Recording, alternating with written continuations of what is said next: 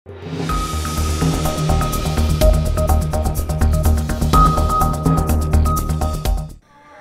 जिला गोप ब्लॉक अंतर्गत निपाणियागढ़ ग्राम रे विश्व मंगल अर्थे महाविपदनाशन नाम महामंत्र ओं कृष्ण मधुसूदन वासुदेव जनार्दन मंत्र रे अष्टप्रहर व्यापी नामयज्ञ उत्सव खूब आनंद उल्लास मध्य अनुष्ठित हो जाइछि।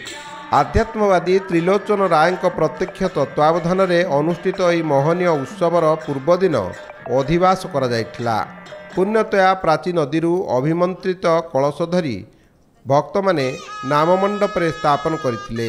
परे परे सर्वधर्म समन्वय पीठ प्राची गुरुधर्म क्षेत्रु आश्रम प्रतिष्ठाता गुरुदेव प्रेमाचार्य बाबा मधुसूदन विग्रह सहित पादुका अध्यक्ष बाबाजी दामोदर दास तत्वावधान में उत्सवस्थली को विजे करथिला।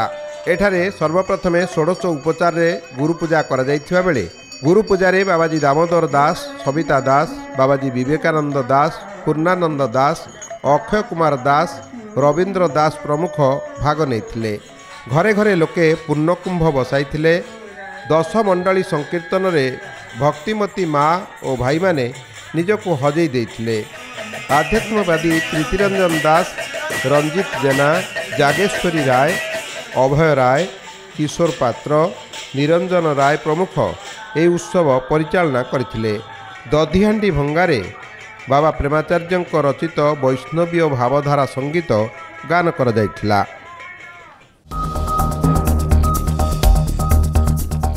जाजपुर जिलार अन्यतम प्रसिद्ध बौद्ध विहार उदयगिरी ठारे बुद्ध जयंती पालित हो जाइछि। अंतर्जातीय शोभनीयता निरोध आंदोलन और उदयगिरी स्थित शोभनीय शिक्षाश्रम पक्षरु एही उत्सव पालन करा जाइथिला।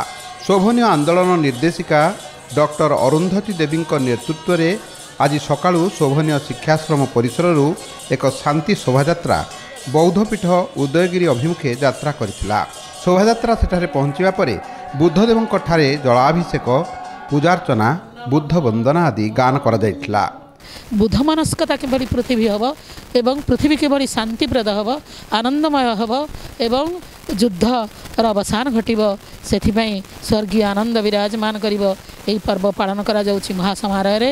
ए अवसर में शोभनीय शिक्षाश्रम छात्र छात्री द्वारा सांस्कृतिक कार्यक्रम परिवेशित होइथिला।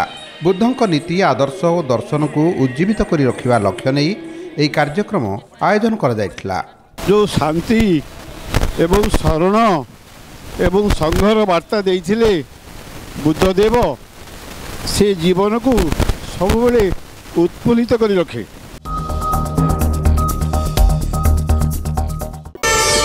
प्रार्थना आम आनंदर उत्स।